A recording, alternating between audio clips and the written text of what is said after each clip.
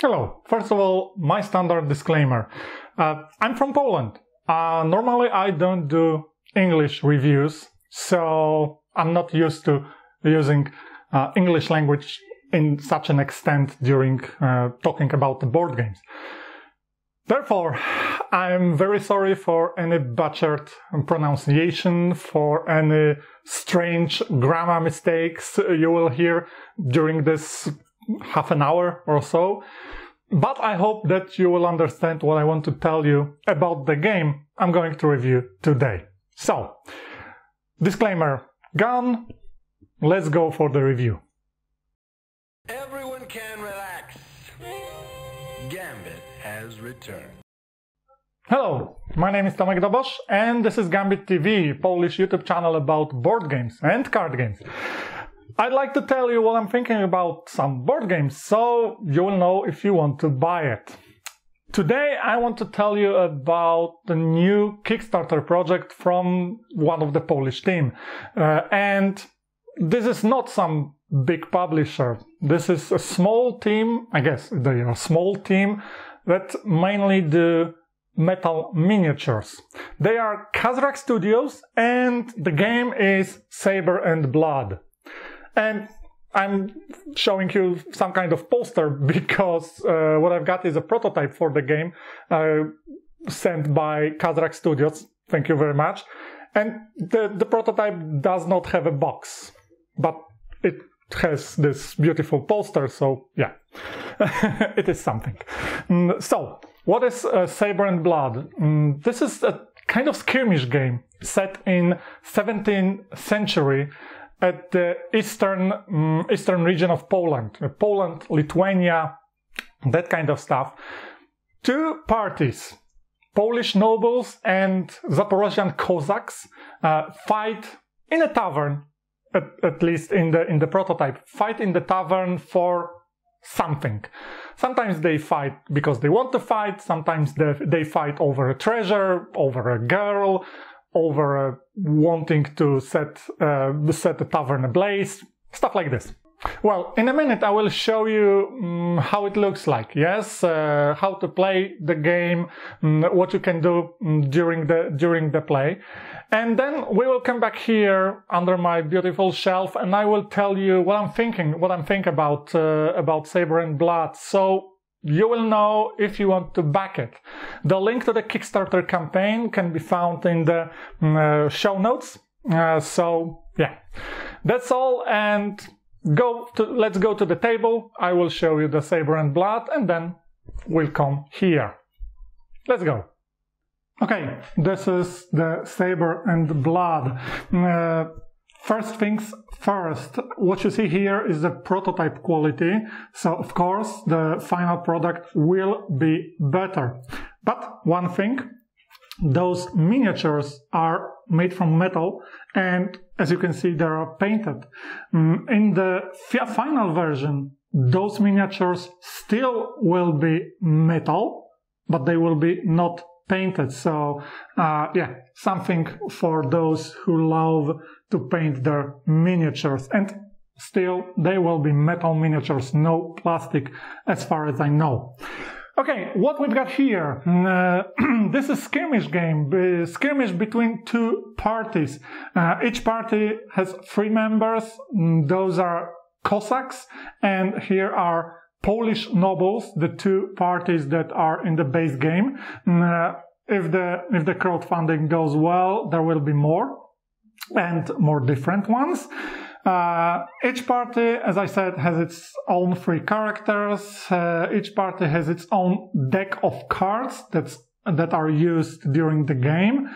And each party has its own deck of skill cards that can be used, but doesn't need to. Whether you use skill cards or not is mentioned in the scenario you are playing.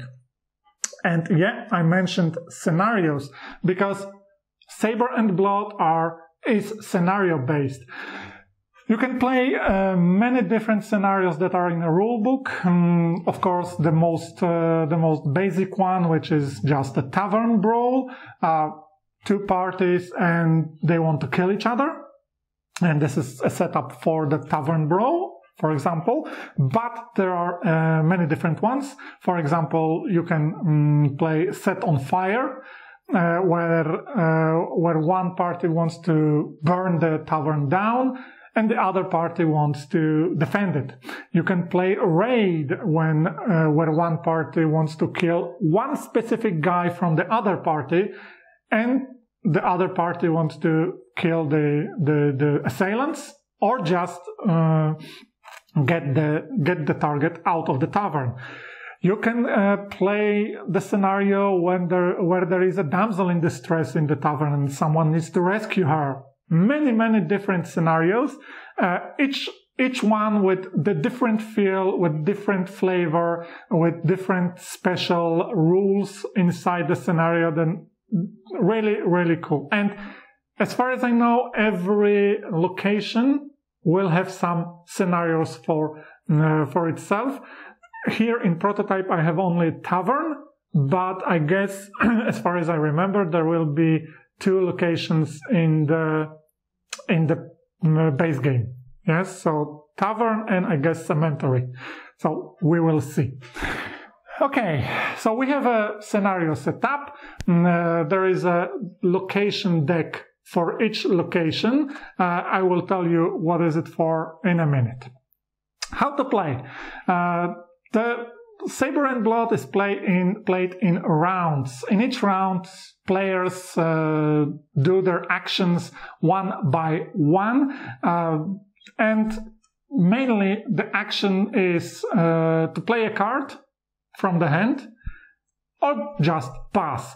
If every player pass one after another, the round is over and we go to another round. And those cards are the most important thing in the, well, one of the most important things in the game, because the game is card driven. Each time you have your turn, you can play a card, and you can play a card in 2 ways. First of all, you can just play a card to do what the card says. To do this, simply get the card from your hand, play it. You need to pay the cost of the card. This is the cost of the card in command points. Each party starts the round with 6 command points. So, of course, you will not play as many cards as you want. If the cost is 0, you can play the card even if you don't have any command points left. So this is important. So basically, play the card, pay the cost, and do whatever the card says. Sometimes you need to pay additional cost, some special cost, which is noted here, and this cost is in special points available for each faction. The Cossacks have the Fury, and the Polish nobles have the Fantasy. And this cost can be mandatory. You cannot play the card if you won't pay the cost. Mostly the cost needs to be paid by one character in full. Sometimes this cost is optional. You can play the card without paying this, but if you pay this cost, you will get some additional stuff from the card. Yeah, that's the basics. Those cards come in different flavors. We get action cards. Action cards can be played on our characters, or sometimes on the opponent characters. It is specifically said in the text. When you play an action card, just do the action that is said here with your or opponent characters. What is important? Every single character can perform one action per round. When you perform an action with the character, he is tired and he cannot do anything else. So, yeah. Second type of cards, no, let's say this. There are stance cards. Stance cards are cards attached to the characters.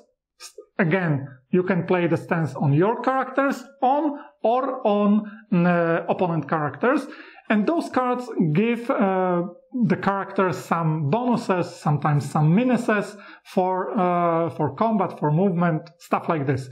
Each character can have only one stance card attached, and only one stance can be played on a character in a given round, which is important because when you play another stance card on a character, the card which is already attached is discarded and the new one takes its place. And finally, interference cards. There are like general cards, and of course stances and interference are not actions, so you can play those cards on a character which is tired or interference. They're general cards. You just pay the cost and do whatever the card says. Sometimes it is attached to a character, again, your or the opponent. Sometimes they are just set aside and they do whatever the card says. But sometimes you just don't want to do what the card says. Sometimes you will play the card just for something called standard action. You play the card, you don't pay this cost. You don't pay this cost. You just pay one command point and you can do a standard action. A standard action is, well, the standard action, just movement or attack, just attack, getting some tokens, which are plenty, of course. Of course, those are, again, prototype, so bear this in mind. And yeah, play the card, pay one, do the standard action. And yeah, that's the basic mechanics of the game. Card-driven actions. And how to move?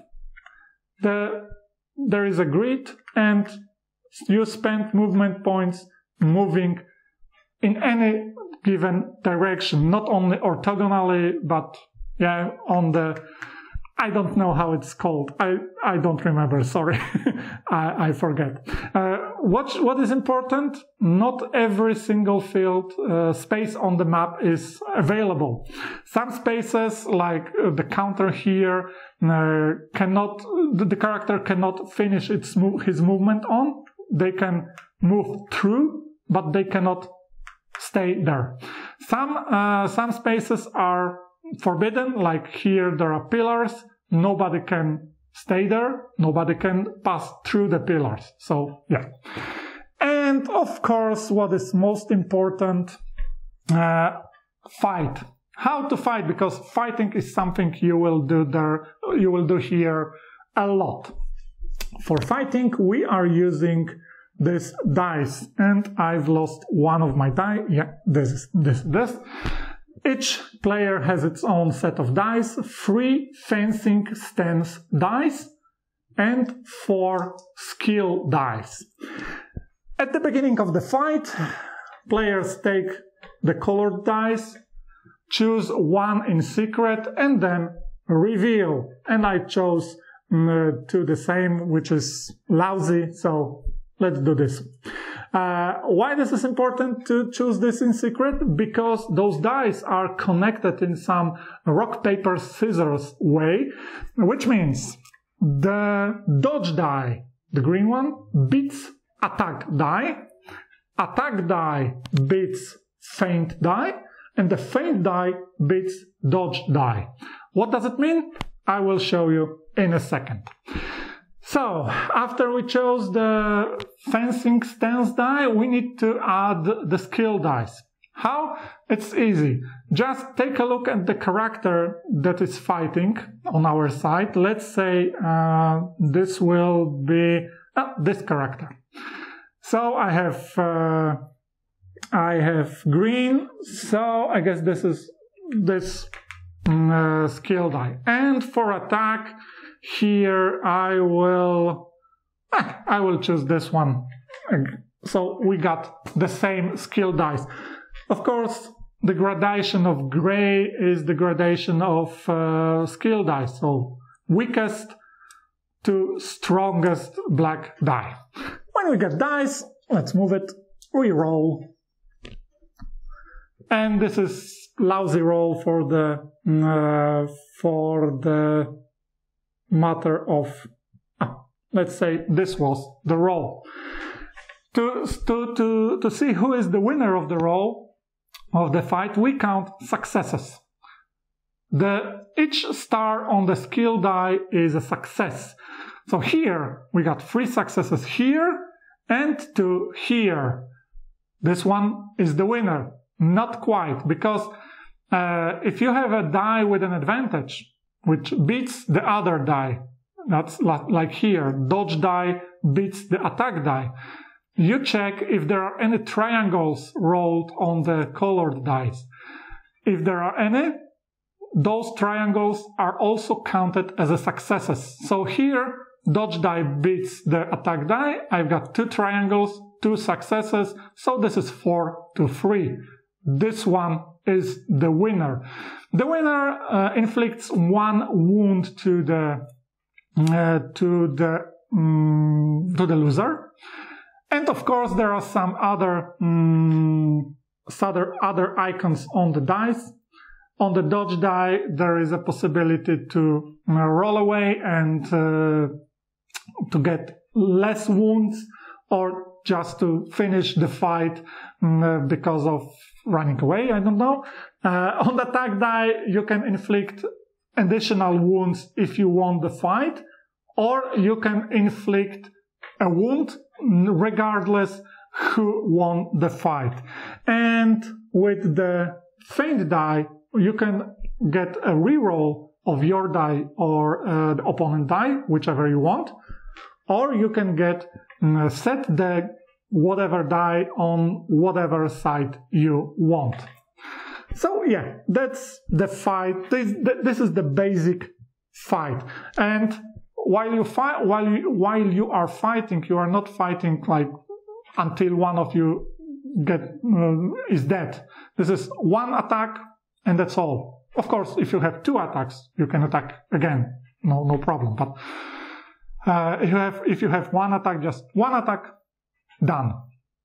And you play as long as the scenario told you, as one of you fulfills the objective of the given scenario.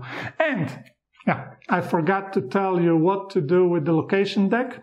At the end of the round, when everybody passes, each player can draw a card from their decks. And the player draws that many cards, as many command points are left in their pool. And they can draw their cards from their deck, or they can draw one of those cards from the location deck.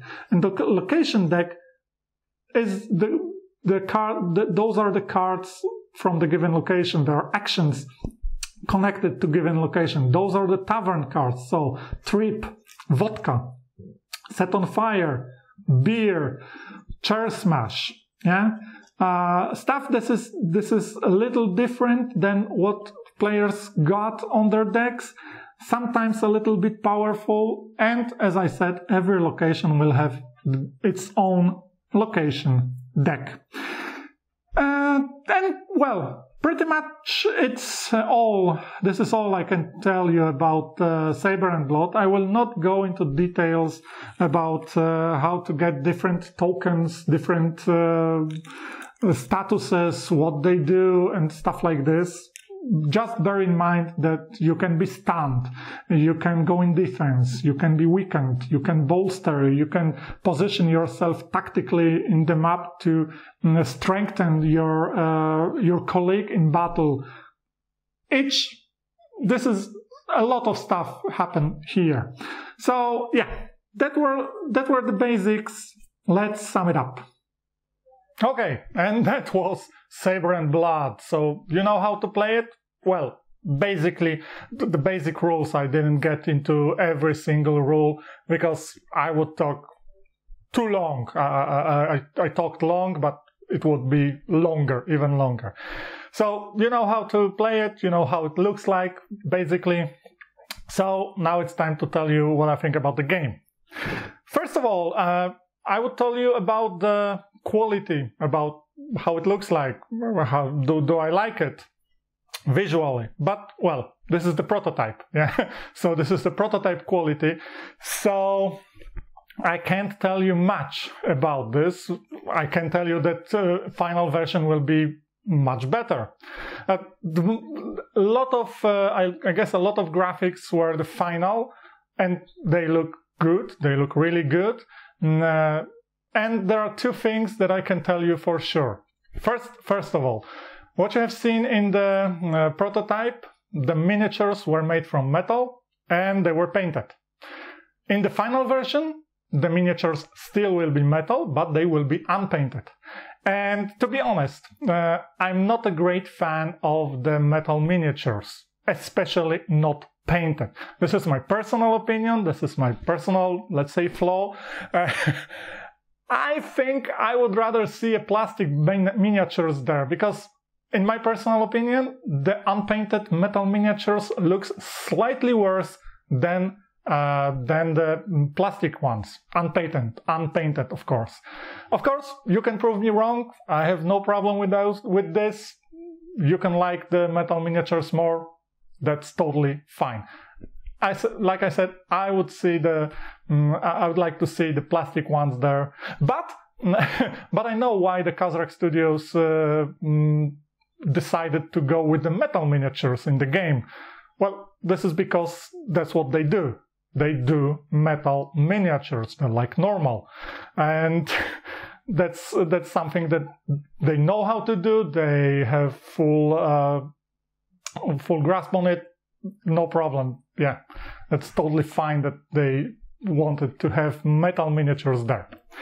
Second thing is kind of minor complaint, because I guess it will appear only in the prototype version. I guess it will be fixed in the final version. I've talked to XVIIth Studios guys, and they told me we will fix it. It's not a problem at this state of the game to fix this stuff. But still, I want to tell you a small complaint that I had about the prototype. Those are small visual concerns that don't make the game unplayable, but they made those complaints, those things make the game a little bit harder to understand, to get into the game. Yeah, let's say this. What are those? For example, when you look at the map, you can't see at the first glance what are the fields that you cannot pass, or what are the fields that you can pass but you cannot stop your movement on. That's because there are no signs of it on the map. Some kind of color around those fields would be great to help to understand how the map works, where I can go, where I can't go, stuff like this. It would be easier to get into the game without remembering what is where, and the map is very, very busy, and it's easy to forget. Is this field unpassable or not? Yeah, stuff like this. So, and I know it will be done in the final version. And the second thing, some stuff about the icons, some stuff about making the game more clear. For example, this paper, rock, scissors among the dice, the fencing stance dice. It is in the rulebook, it is on the reference sheet. I don't know how many of these reference sheets will be there. And it's easy to forget which die has advantage over which die. And I would like to see this, like, let's say, triangle put on the, for example, character cards. You use the character cards every time you see them. You check the cards for see what skill die you have. Put this triangle there. It will be easier to see. It will be easier to remember it will be harder to forget which die has advantage over which die. And as far as I know, it will be done also. So yeah, thumbs up. So this was the looks of the game, yeah. But as I said, prototype, so just the minor complaints.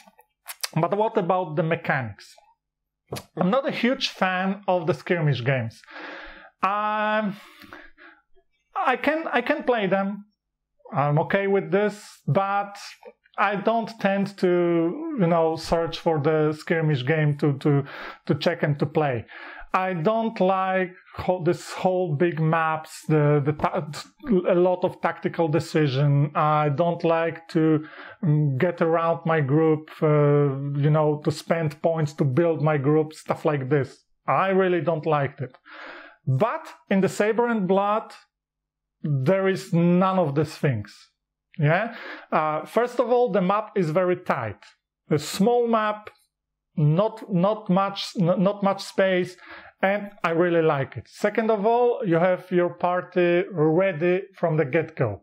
You don't need to build anything. You just grab your characters, grab a deck of cards, and you got it. You choose a scenario and go. And I really love it. I like to just grab it and play it without the, flanking, stuff like this. Of course, there are some tactical decisions about how to position your characters to fight better, but it's not overwhelming, especially for me. So this thing in the Saber and Blood really gets me. Yeah, I like this small scale of this game, skirmish game. So yeah, I like this very much. And what else? I like the card-driven action phase. I like to play the card, pay for it with some resources, and do the action on the card. I like that there are 3 types of cards: an action card, an interference card, and the stance cards. Yeah, I really like it. But there is one thing that I find disturbing there. It's easy to get to a situation when you don't have any cards on your hand, therefore you cannot do anything during your turn. And I would like to see some alternative method of payment for the standard action. Not only 1 card and 1 command point, maybe 2 command points if you don't spend a card. Because okay, I know you need to plan accordingly to how to play your cards, to not to, stay without anything at some point of the game. But still, I would like to have this alternative. I can play all my cards because they are great, because they are useful at this moment.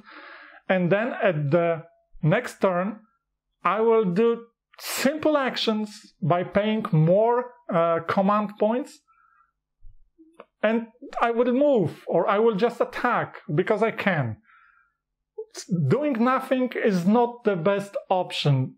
Okay, you won't spend the command points, you will get cards. You will get cards at the end of the turn, but you won't get a lot of cards.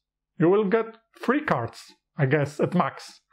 So I don't like this aspect of the card-driven action in the Saber and Blood. What else? Dice combat. I am a fan of dice. I like randomness. If you can somehow harness the randomness, and in Saber and Blood you can do it. Maybe it's not total power of harness on the randomness, but you can do it. First of all, I like the aspect of advantage dice, that dice can have advantage over each other. I like it. I like the aspect of choosing dice in secret and revealing them, the fencing stance dice. It's not always that I will choose the die which is connected to my strongest skill die. It's not always true. Sometimes I will choose maybe something weaker. because maybe I want to do something else, not only to have the most successes at the beginning. Yes, I like the fact that even if I take the lowest skill die and my opponent will have the highest skill die, I can still win the combat if my fencing die has an advantage over his die. Because with my lucky roll and his unlucky roll, I can still win. And this is, yeah, something that happens in combat, yeah? Sometimes you can be very lucky, even if you are less skilled than your opponent. So, yeah, I like this very much. So, what are the cards? Okay. Dice, okay. Scenarios. I like the scenarios. Many scenarios. Each scenario gives you a different feeling, from the very simplest, like go to the tavern and fight, yeah, without any special rules, just fight. But there are also different ones. Damsel in distress, getting the tavern in fire, stuff like this. Each of the scenarios has different feeling. The same mechanics, but special rules make them really unique, and I like this. Yeah, that's very cool. And something about factions. In the prototype I get, there are two factions: Zaporozhian Cossacks and Polish nobles, and those factions are okay. They are a little bit different, but pretty much the same. They are quite balanced. They are good in fighting. They are quite good in defending. They're pretty much the same. You can play them a little bit differently because, well, they have those different special points, different way to get them, different way to spend them, little bit different cards, but pretty much they are the same. And today, when I'm recording this, there was an update about the third faction that was a stretch goal, but it was unlocked, not by getting the money, but the team decided to just unlock it, and it will be available as a part of the standard pledge, as an expansion. Without the miniatures, there will be just the tokens. Miniatures needs to be unlocked, but I like it very much that there will be third faction from the get-go, because what the game needs is more factions, because the more the merrier, the more the better. Those just two factions, very similar, would make the game pretty repetitive and slightly boring over some time. The third faction, which is totally different, which is not just similar, which is, I don't remember the name, but it's kind of devilish, unnatural, stuff like this. Great idea. And I hope there will be more factions later. The game will be funded and the next factions will be unlocked. This is what the game really, really needs. So, yeah. Okay, so this is Saber and Blood. Now I will sum it up with my standard 3 questions and 3 answers. My method. First of all, my score for the game based on Board Game Geek scale. And I'm talking about how I like the game and how I want to play the game, not just is it good or bad game. So, my score, according to Board Game Geek scale, is 7 out of 10. I like the game. Yeah, I like to play it. I'm curious about the next location. I'm curious about scenarios for the new location. I would like to see the new faction. I would like to see how the game plays with this faction. I want to see how the game plays on this new map with new scenarios.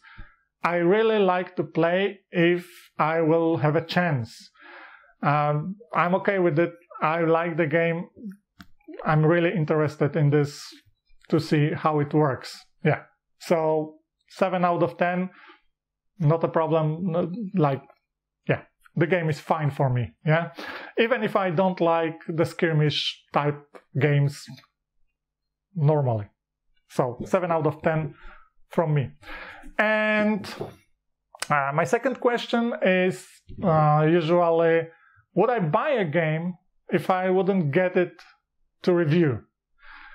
So I didn't get the game for the review. This is a prototype, so this is not quite the question and answer I can get you. But will I back the game? Will I buy the game if it will be in shops? Because, you know, I don't have it. Yeah, and the game is £55, which is $77 on the Kickstarter, which is 260 zlotys in Polish. And to be honest, I don't think so. I will not back it. I probably won't buy it in the shops if it will go retail. And it's not because, you know, I did a review, so Kazrak Studios should send me a final copy after funding the game, because they don't have to. Why? Really, they don't have to send me anything. I did a review because I like it. But still, I said I like the game, I like to play it, but I don't like it so much that I need to have it in my collection. I can play it if someone else has it. I will have no problem with sitting to the table and moving my Cossacks, nobles, or whomever it will be. But I don't necessarily need it on the shelves. So probably I will not back it and I will not buy it. Yeah. And the third question is usually, will the game stays in my collection? And you know, this is not applicable here because this is a prototype and I have to send it away so they can show it to another guys, so show it to players on some cons and stuff like this. So yeah, not applicable here. Okay. And that's all for today. You will find the link to the Kickstarter campaign in the show notes, as I told you. Thank you for watching. I hope I was able to tell you everything you need to know. I hope you have understand me. I hope it wasn't a pain for you. So please like the video if you like it. Comment if you want to say something to me. And what is most important, play more board games and say to people that they should play board games, because this is really, really fun. And I'm not asking you to subscribe because, well, I do mainly Polish reviews, so it won't be useful for you, I guess. But maybe sometimes I will do something in English. Who knows? Okay, thank you very much and see you next time, probably. Bye.